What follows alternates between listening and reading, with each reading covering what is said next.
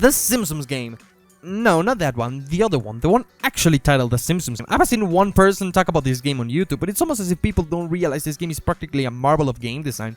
Like, yeah, sure, I could state it's one of the best licensed games I've ever played, but that'd be making a disservice to the game because it's miles above your average licensed game, and just showed on other platformers that came out at the same time. So, first off, let me give you some background on this game. This video game came out for the Wii, Nintendo DS, PlayStation 2, PlayStation 3, PlayStation Portable, and Xbox 360 in 2007. The game is an action platformer adventure featuring the characters from The Simpsons. The family itself has gained new special video game inspired abilities that they can use to travel through 16 different worlds, each with their own creative theme and collectibles to accompany them. Developed by EA back when it wasn't shit, the game is very self-referential in nature, meaning that there's several fourth wall breaks as well as creative takes on both thematic and the state of the video game industry at the time. Each iteration on each console has a different cover art. As for this video, I won't be tackling the DS edition since it's an entirely different game, but the other versions, despite having a few differences, are about the same. Here, let me tell you some of the differences between them.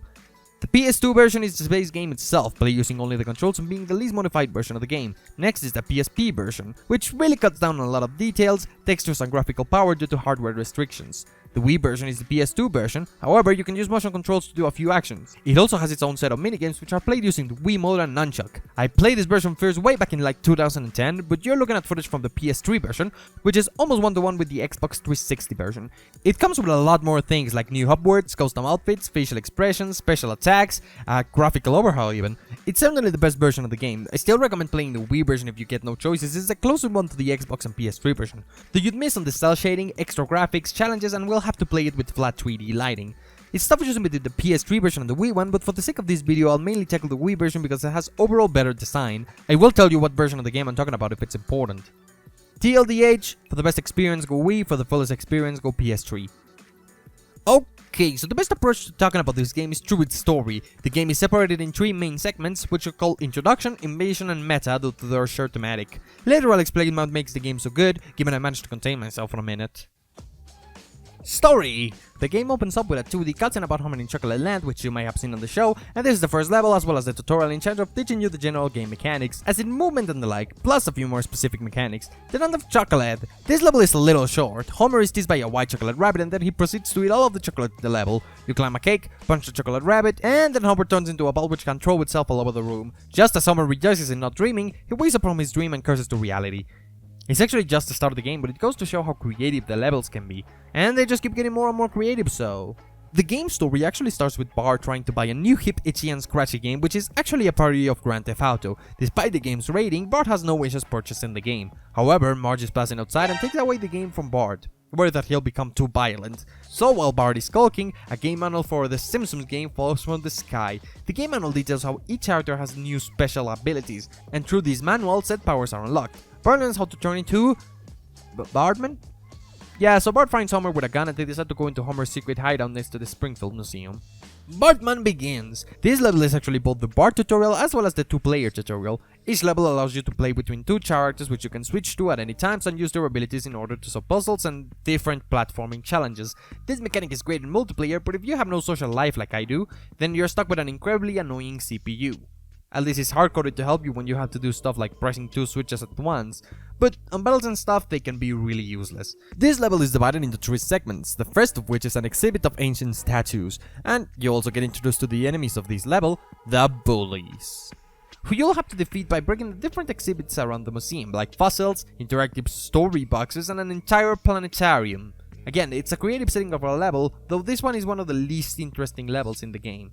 You'll also be realizing now that each level tries to have its own little story, as if each level is a Simpsons episode, featuring different characters. I can easily tell you the plot for each individual level, but I'll only go over the main plotline of the game for time reasons. Just be aware that there's more than what I'm describing and, well, you can play it if you want to find out.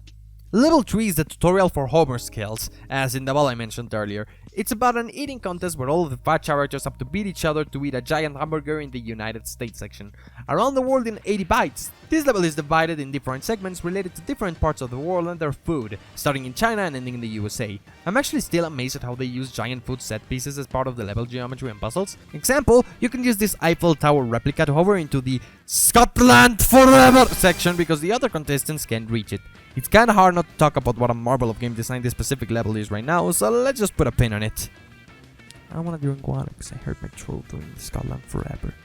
Level 4 is the tutorial for Lisa's skills. She can meditate on certain spots of the map to use her Hand of Buddha, which gives her telekinetic powers she can use to move stuff around and allows her to strike enemies with thunder. Lisa the Tree Hugger. Bart and Lisa break into Mr. Burns' lumbering factory, causing mass disemployment and saving Lenny and Carl in the process. This level has an amazing Frogger segment unless you're in the PS3 version with just cocktological collisions.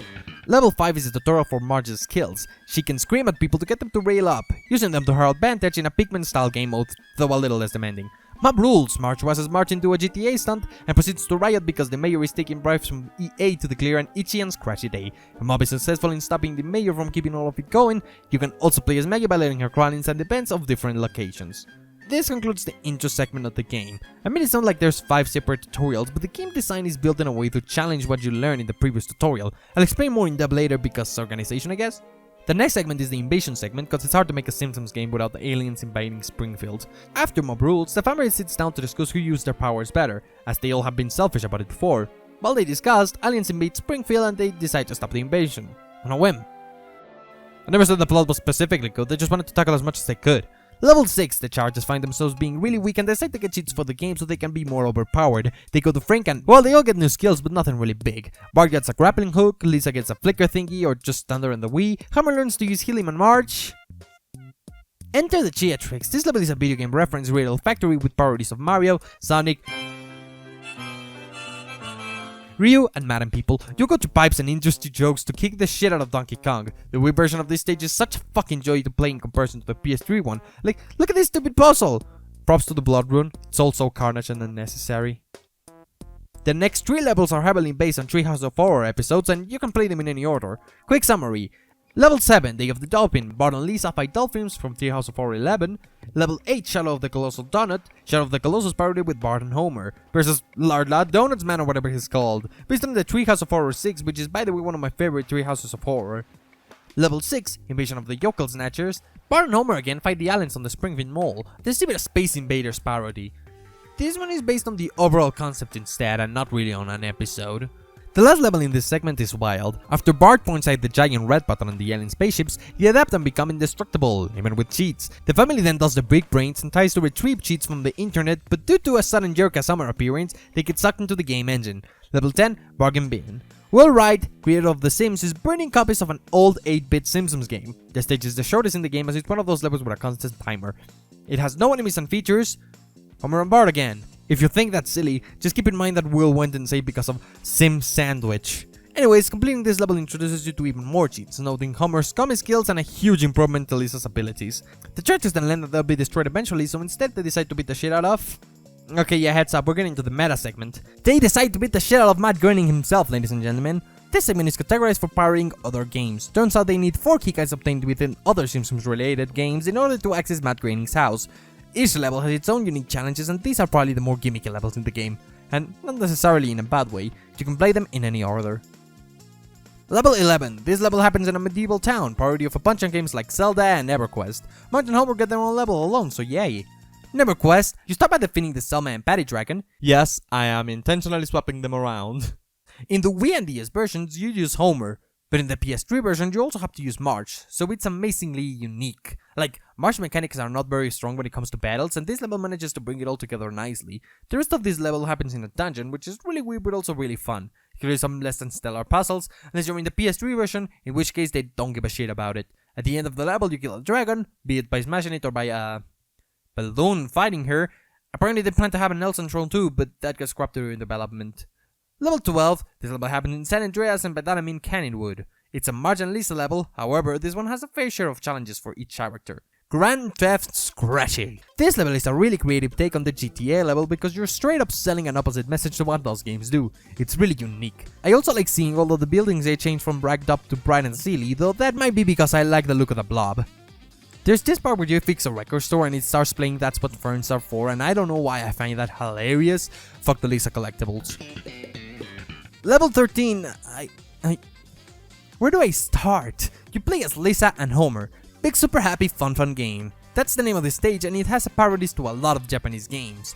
Even some less expected games like Kingdom Hearts. There's some Pokemon here, some Katamari Damacy here, a sprinkle of Okami and even a few Final Fantasy references. And the CEO of the most evil Rin Sha Corporation. This level is divided by 4 sections, all of which have a different goal and aesthetic. This is the hardest level in the Wii version for me. There's this segment where you have to kill waves of really tough enemies while keeping 5 switches turned on. It's really difficult. The PS3 version has a survival style instead. Level 14, Homer and Bart Go to War. It has 3 segments, one of which is red coins and another one is a short escort mission. Medal of Homer, possibly the most boring stage in the game as there isn't much to note about it. You don't ever do anything unique, though I still think those cheeses and breads look pretty appetizing. Note of the escort mission segment not being on the Wii version, which is great because it's not a good section. This ship is confusing to navigate. After collecting the 4 keycards, you reach Groening's mansion. It's graining. Level 13 is played with Homer and Bart. 5 characters in search of an author. You fight some lawyers, you go through some pools, you fight Zoidberg and Bender. Holy hell, this level is a huge love letter to Matt Groening. It's graining. Shut up, I know! There's constant references to his creations and personality. I would love to add disenchantment characters into this level, but they didn't exist yet. It's still really cool and creative, if a little unforgiving. The PS3 version of this level looks better, but it's a complete downgrade to the Wii version. I cannot properly put into words how much the PS3 version sucks. So you bet the shit out of Groening and he destroys the game engine, yet he still signs a window. What a fucking legend. So the Simpsons freak out and flee to Springfield since they have no choice and the engine is falling apart. This place is still filled with aliens though, so the Simpsons have a choice here. They could A. Give up, B. Try to fight the aliens with their new skills, or C. Go to God.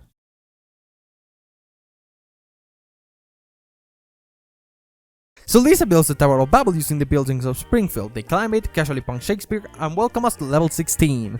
Game over. Also known as 7, this level can be played with the entire family in the PS3 version. And it features all of the enemies from the previous levels. Or, I guess, a few of them. You get to use the skills of all the characters for at least something. Even Marge gets to build some Starbucks in heaven, because of course there's got to be Starbucks even in the afterlife. You also murder Benjamin Franklin before the final boss. Who is the final boss? Well, God of course. However, could the Simpsons family defeat God? Well, of course, Dance Dance Revolution set to rock you like a hurricane by the Scorpions, which is a really good song by the way. 8-year-old me searched intensively for it until I got jumpscared by an image of a guy being Thanos-napped and then, well, the rest is history. But the worst part here is how hard it feels on the Wii because there's movement delay, while on the PS3 version it's so easy it doesn't even last the full song. Whoever thought of all this caused young me too much turmoil and I should sue. Anyways, each wave has God using a new console, the PlayStation, the Exodus box, and the He or the I Am on the PS2 on Wii versions for some reason, and I don't get the joke. Anyways, once you get a little older and you finally win, the game blue screens and you get expo dumped. Turns out the Simpsons game is just a minigame in the game of Planet Earth. You drop the manual which Bart found, but then it turns out that we aren't playing as the family, we're actually playing as Ralph, playing as the family, which is like... What? Okay, got fixed search, story segment over. In reality though, telling you the story was just kind of a way to introduce you and give you more familiarity with the game, simply to show the range of assets made for the game in 3 different versions. All this introduced you to every stage and the main gameplay mechanics, which honestly failed to scratch even the surface when it comes down to the amount of content in this game. But since it's just better to explain all this in the design portion, I guess I'll have to get on with it. I'm confident you'll be able to follow even if you have not played the game yet. Design. So let's just tackle a few things like the controls of the game. So generally this game has most of what a streamlined platformer would. You can jump, double jump, climb ledges, punch, use 1 or 2 special skills, and each character has their own special power related skills. You think it's silly, but they made it really intuitive. Say, if Homer blows using the R1 button or shaking the Wii controller, Marge uses her megaphone in the same way. So learning one character makes learning the rest a little easier. And to be honest, they could easily make yet another 16 levels and these mechanics wouldn't get boring. Though maybe a few more they will. For instance, for every streamlined move the characters can make, there's a much less common move they can actually utilize. You get a little flip-flop with each character thanks to their video game abilities, which are all incredibly versatile. There's a ridiculous showcase of originality in each level when it comes down to showcasing these abilities. One of the more interesting moves that you can pull off is the Homer roll, which is one of the most fun in-game moves because of how many things you can do with it. Hit enemies or launch Homer across the level thanks to rhymes and stuff. So, with this much variation, of course the tutorials will be an issue. As I said before, the game just appears to be a consistent string of tutorials. Lisa, for example. In level 4, you learn her moves. In level 6, they give you Thunder and they teach you to use it. In level 7, they teach you how to use Lisa's move combines. And all the way in level 13, they teach you all about 2 more moves that she can actually do with a Buddha hand. So you think this is just bad game design? After all, tutorials tend to be the least fun, but turns out game design is a tricky concept. Like, look at this! There's this graph, there's probably 75 more graphs I don't even know about. It's really complex and I'm not really your man for this, since I'm just the one who does the blip bloops until the thing works. Oh, and add to that, we're just talking about the abstract concepts here. So say something not very abstract will be how you give a tutorial. This is about giving the player information that they'll need. Older games would make it more intuitive, like, oh my god, did you know the first Mario left more space to the right of the screen so the player knows to move that way? Later, games started to become more complex, and regularly you'd need one of these bullshit pieces of paper to tell you what to do, until one day someone went like, so how about you just write it on the screen? And now games just go like press X to Jason. This game took on a slight compromise. The tutorials do tell you how to play, but they teach these mechanics in a very interesting way. Let's take a more in-depth look at the actual tutorial for this game, Land of Chocolate. So after a brief cutscene, Homer is placed in this area, where there's a lot of space for Homer to walk around since it's for the sake of teaching both movement and camera manipulation. Even if the player ignores this though, the game will properly force you to use the mechanic in the next segment, the first jumps of the game. So a lot of games tend to teach a mechanic before challenging the player with it. If you've got a platform that changes every time you jump, you place it on a safe area where if the player were to fall, they'd just get back up and they wouldn't become discouraged because, well, they didn't die and they didn't have a penalty for it. The Simpsons game is a little bit harsher though, so what they did was disguise 3 jumps as 6 jumps by making 3 of the jumps essentially automatic. What this does is make less experienced players have a greater sense of progression as they learn the mechanic in the form of positive feedback, while providing negative feedback if they fail and fall. Meanwhile, the greater players of course are gonna be able to beat these with much more ease. Feedback is really important, which is why you should like, subscribe and comment, but at the same time, falling into a solid platform doesn't really provide as much negative feedback, so it's quite smart to create a tutorial like this. Another cool detail is how they force the player to move the camera on the second jump in order to have a failsafe for teaching one of the most important game mechanics, which is yet another genius choice. As if that weren't enough, the game features a double jump, and instead of just silently letting the player figure out the situation and then telling them to proceed, the game pops up a little screen with a cool animation in the PS3 version. Nice work, video game guy. That's correct. This game rewards you for doing mundane shit. And it rewards you even further for having video game knowledge through this mechanic. The video game cliché mechanic is so goddamn brain expansion. Not a single thing this game teaches doesn't come with a little screen that makes sure the player is aware of whatever they just did. If you run into an invisible wall, boom, there. If you see a dumb AI, boom, there. If you press a button, boom, there. If you collect a thing, boom, there. And it's not even intrusive because they didn't play the game with these, so they are just a collectible for players to find if they play and explore every single level. And on top of all that, all these things that I've been explaining get introduced over a challenge that takes 15 seconds to complete. Like, how did this happen? Who was the lead game designer and how do I give them a kiss? What an amazing this tutorial continues to be though. To be brief, the rest of the level works similarly, teaching a lot of mechanics in a very short time, and later on presenting a small challenge. In this level's case, they teach you about enemies and how they spawn, and then later they make you take down 3 spawners. They also make you jump up this giant cake, which is really cool. The Wii version is awesomer since they give you 2 challenges to the side of the cake which lead to optional collectibles, a more proper challenge for completionists, as well as just the curious player. Let's now rewind a little to whenever I was talking about graphs. I present you with the flow chart, which is one of the most important charts in game design. This pretty much says that the challenge of a game has to grow with the skills of the player as the game goes on. Make the game too easy and it gets boring. Make the game too hard and players are not likely to stick around because of frustration and getting sad and stuff. Alright, with 4 separate tutorials, this graph is partially cloned into 4 different versions, all of which are graphed a little different from each other, but if I were to overlap them, this is how it looks. This means that despite the game teaching you the mechanics, it's quick to challenge you with them as the level goes on. If they teach you how to use Bard on level 2, level 3 challenges you with the usage of Bard skills, even if level 3 also teaches you about more new mechanics. Better yet, they make sure you learn a mechanic properly within level 2. Essentially, the levels are a set of interconnected challenges that always blend into each other smoothly, save for some unfortunate loading screens on the Wii version, like, what the heck is this wall? The design principles here are very strong. There's creative levels, an increasing challenge, and all of it gets very well combined into small but awesome packages. It's like sushi but in a video game. Hell, let me just analyze the base level in each version. I'm honestly confident that the game began development of the PS2 and Wii version and eventually shifted to the PS3 and Xbox One, since some levels are superior in one version or the other. The of the Dolphin on the PS3 version is like getting a hard smoothie, while the Wii version is something like, wow, so smooth. Yet Big Super Happy Fun Game on the Wii can suck it 3 times, and yet... The best PS3 level is Big Super Happy Fun Game. This level has 4 segments: a toilet, a fire segment, an ice segment, and a sky segment. The toilet segment is fairly straightforward: kill enemies and fix some lanterns. The sky segment is just very similar in both the Wii and PS3 version, save for a slightly different objective. The real star of this level are the fire and ice segments though. The fire segment is a platforming oriented segment. It starts with a bunch of simple jumps, then they show you how seesaw physics work before getting to the segment with a bunch more seesaws, which you have to place as Lisa. The game rewards observation by allowing the player to homer roll into a simple path with a collectible, reducing the amount of work and time it takes to take the seesaw path 2 times. And of course I'm an idiot and I didn't realize it, but it turns out it's there.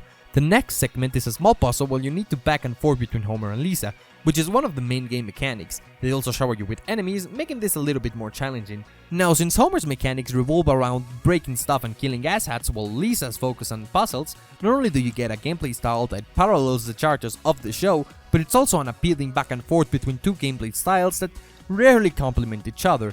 The second puzzle revolves around the usage of Lisa's freeze ability to make a path for you to jump across a gap. These ice cubes have a special model as to hit the player to the solution, even though it's kinda really intuitive. So you jump this gap unless you got sidetracked and you have to get these difficult collectibles, and the game just practically becomes a Pokemon parody. You have to blow up the enemy Pokemon to win, so that's awesome. And I mean like actually blow them up. Next is the ice segment, which isn't as linear and focuses on the abilities that haven't been tested in the last segment: Homer's dash, Homer's helium, and Lisa's stunter/flicky thingy. This segment is an open environment, so it may take a while before you notice, as there are several walls for you to homer ball into. But once you get that down through a marvelous eureka moment, it's actually not very difficult unless, you know, you're trying to play the game using a Nintendo Switch controller, but you are playing a PS game, so which one is triangle again? This is a late game level, so it's actually a serious challenge as opposed to yet another tutorial. You have to use most available game mechanics to complete a level, so it happens to be really engaging. The level design is awesome for this stage. You kinda have to play it to really understand how well this level is designed. Of course, they do tackle the combat mechanics on the next segment, which is the sky segment. As for the best Wii level, 5 characters in search of an author is nothing short of a masterpiece. I can stretch how much of a dud the PS3 version is, but closely following behind in goodness is Around the World in 80 bytes. Even if you don't want to play all 16 levels, you've got to at least play this one. I'm not doing 5 characters to leave it for people who want to play the game later because of course I'm nicer than Save the Children. This level has a lot of required platforming and puzzle solving. It's all compacted into a single square to represent the Thought Factory, and everything is presented on a cheap cardboard construction style. This level doesn't present any enemies that aren't the actual people of Springfield, who will just get back up after a while if you beat them up. This level has a timer which increases whenever you reach the next challenge.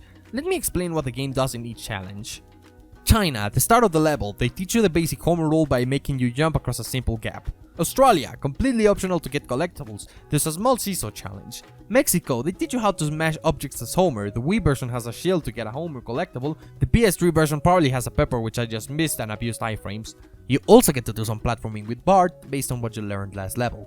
Germany, the front segment is a little tough and a little long, so they give you extra time, and also a lady with gigantic bobs. France, Willy locks the door to the next segment, you get a little platforming challenge as Bart in order to open the gate again. Scotland forever! You get to knock down a monument and then you get to slam a windpipe so Bart can unlock the next segment. Italy, this level has been placing breakable stuff on ramps so that if you do encounter a ramp, you probably are aware that you have to smash it using Homer Ball. Like this piñata back here. So then you reach Italy and you find this giant ramp, which is actually a spatula that leads to a giant meatball, which once broken reveals a spaghetti that Bart can climb. Do I need to point out on how they've already formatted our brains to notice stuff Bart can do and stuff Homer can do? It's nothing short of silly. In fact, without playing the game, you probably notice how I skip talking about this wall back in Scotland even though I clearly should have. That's how well this is made. After a short climb, you arrive at this Bart climbing spot that allows you to get a nice view of the level, which you can see here. You can also hover over to the next area to, finish the level. USA, as Homer, you get to smash 3 different levels of the Statue of Liberty, which is made of tasty looking chocolate. Oh, hold on, do I have any with me right now? This statue rotates, so it's a bit hard, but eventually the statue goes down, it drops a hamburger, and the level ends when your Homer smash into it. Yet another beautifully designed level. I wish I could analyze every level like this, but you don't have forever and neither do I. Just trust me that all the levels have something I could point out about their design which could blow your mind. So that's 16 levels of almost constant creativity, versatility, originality, and beautiful level design. it's just so much content compacted into a 16-hour game. Or should I say 2 16-hour games. Alright, we checked the game design, so I guess it's nice if I talk about the other things in the form of review, right? The Wii version has 2 minigames known as Wii Moments. They are clearly an afterthought but also amazing in their own way. There's almost no footage of them online because they use motion controls. In fact, it took me the last 3 hours to find a 2011 video of someone playing to Barth Wings. They are very simple and exclusive to the Wii version. They also plan on making a bowling Wii moment using the Springfield map from the Xbox version, but it seems like that didn't happen along with a catapulting game which is just unfinished. This game has a lot of intervention from the Simpsons cast, as well as writing that quite honestly surpasses most of what the show was doing at the time. Every level has whatever is happening on it being commented by the characters, though not in Sonic Heroes amounts. Sometimes these comments are just the bodiless voice in the sky. In the museum you hear the planetarium announcer. Funny story. I killed the guy who's supposed to make me read the stuff about the planet. In Colossal Download, Kent Brockman or whatever is commenting the situation. Celebrity deaths and monster hatches always come in threes. In Game Over, there's a lady talking about heaven as if it were just a luxury vacation spot. God's Choice massage oils available for sale in our gift shop. My favorite is totally the EA Sports Game guy in the cheat tricks. Just listen to a few of these. Create your own reality. Be sure to purchase lots of sports crap. Never eat food. You can do anything, but you won't. The concept of utopia is indistinguishable from its reality. I'm not joking when I say this game is seriously funny. The game's difficulty is honestly on the easy side. I feel like they didn't define their target audience well enough. Like, there's a lot of jokes about game tropes that are clearly directed at a hardcore audience, yet they still give the player way too many hints, as if they were expecting a child audience. Every single time you can use a bard skill, they let you know with a little bubble. Which I guess it's fitting for The Simpsons, since it has always had some children watching, even though it's far from the target audience of the show. I still believe feeding doesn't equal better. Oh, and all of a sudden you get this incredibly difficult segment that faces a real challenge, which is just really weird. Why would you do that? On to more negative stuff, but the camera and the combat are a little lame. At first the combat is really tough and it seems like there's a combo system, but it's mostly stepping in front of your enemy and punching it until it dies. Then a little later you get a lot of powerful moves that just really wipe out enemies out of existence with relative ease. The camera is... well, what you'd expect from a camera in 2007. It's not at all good, and I understand why people would get pushed away from the game because of it. Even though this specific critique is the default excuse for someone who is bad at the game, I don't think that makes it invalid. Also, aiming is just abysmal. Plus, here's 30 seconds of just Springfield, as seen in game.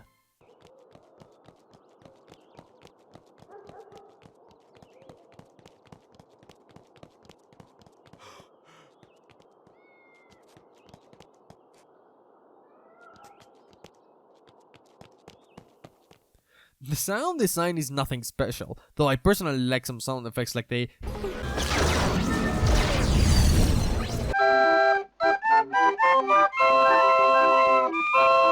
It's not bad actually, much better than you'd expect, and it's easy to know what you are doing thanks to some of the sound effects, but I also can't say this is anything too special.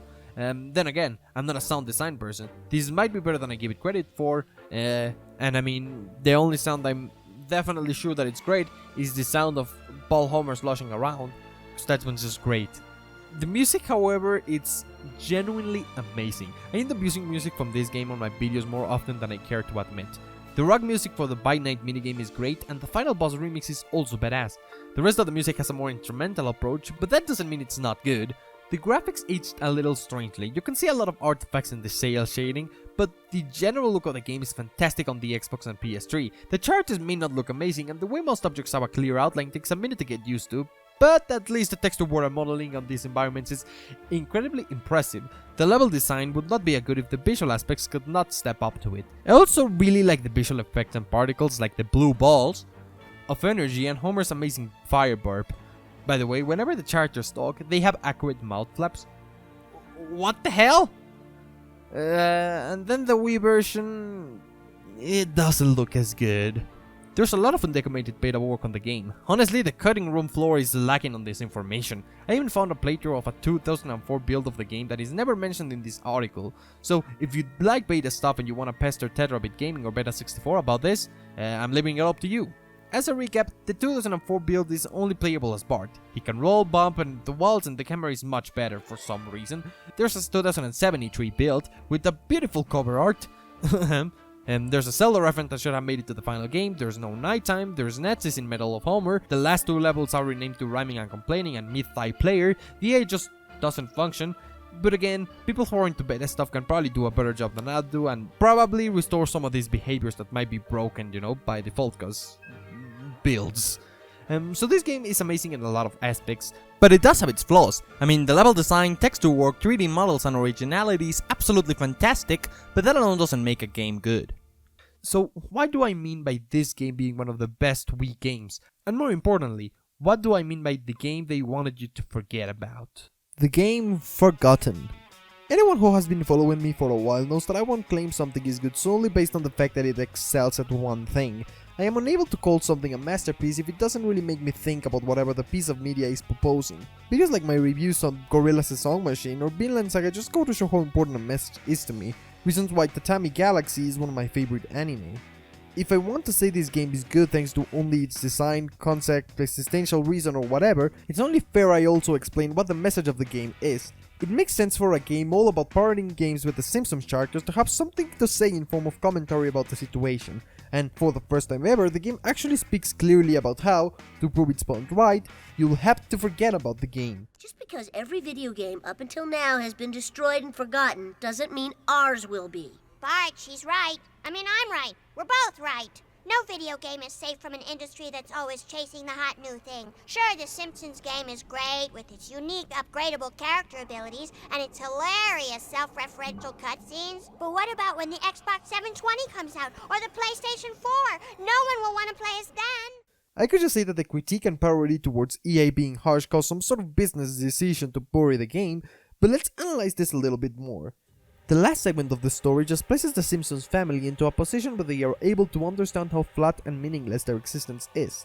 It discusses the ways we tend to forget games up to the next newest hot thing comes out, the one with the better graphics or the one with the best library of games, and who will really think about some random game that they might have played long ago about a licensed franchise with over 30 seasons and a movie but me. The game is now 13 years old, and yet much like older Simpsons, the way they ridicule cliché and commentate on the state of the industry feels appropriate and timeless. Truthfully, The Simpsons as a show forgot its thematic as a family slice-of-life story, more so by 2007 when the movie had just come out and the 19th season was already being advertised. Not much remained of its former glory, and the family's identity had been lost. Yet this game is all about a family with no identity but the role as video game characters, being forced to live in a meaningless product that is simply fated to be forgotten from the very conception of its existence. Betrayed by their creator and ignored as beings, the game is about the nihilism of both The Simpsons and the state of forgotten video games. And yet, are we as the player or the audience just as meaningless? Think about it, why does this game, filled with originality and love for both video games and The Simpsons, sits at a measly 71% on Metacritic? Why does any game become a failure based solely on the fact that there's something better at the time of its release? What made us collectively decide that The Simpsons cannot adapt on a new canon or identity because it would no longer be Simpson? And what gives meaning to our opinions to the point where some of us can make lengthy videos and essays just exploring what we find appealing in the pixels of a screen? Well, it is us, we, ourselves as people, who give thoughts meaning. The end of the game, when God reveals everything to be a video game called Planet Earth, doesn't invalidate our thoughts even if we actually were just a single video game for some god or creator to play. So this game might be about how nihilistic our views might be about the video game industry, but the truth of the matter is that this game got amazingly close to explaining the truth behind nihilism being but a simple illusion when we forget a game. And it's because we forget games like this that we are able to look at that random 2007 review some guy made and confidently say that, at least for us, there's more to a game than its critical reception. They may have wanted us to forget the game and it would point them right, but maybe, just maybe, it would also point them wrong for being unable to look through the fallacy. It's not all gloom though. I mean, The game was developed by a huge team. Maybe the writers did want us to forget the game, but perhaps the developer and we as the players don't really want to forget it, because maybe there's something here not to forget. Quote, "The Simpsons game is actually one of the biggest games I've ever worked on. We have 16 unique levels. Each level is pretty unique, and each level kind of stands alone as a really good game in itself. And we spent a lot of time actually just tweaking the gameplay and tuning in and coming up with lots of neat little cameos and ideas that not only Simpsons fans, but I think every game fan will just love playing this game." This is from what appears to be a developer interview, stored in a text file in the game's data. The developers of this game, both EA Redwood Shores and Rebellion, were really cheery about the project. The way they talk about video games and parrot them with genuine earnest really shines through. The work should not be forgotten. This game, despite a few shortcomings, should be regarded with the same respect and acclaim as Hit and Run, if not more in some aspects. After all, I'm not claiming this is a triumph for no reason. Yeah, maybe this game will become rare in the future, but as of now, let's at least not forget it. Let's remember it as one of the best Simpsons games so that we might be able to say one day that perhaps some forgotten games are meant to be remembered.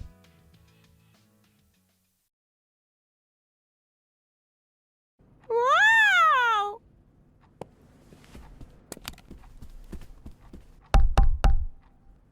Daddy, someone's looking at me!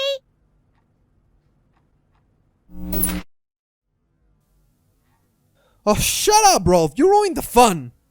And what are you guys doing here? Just let the outro play.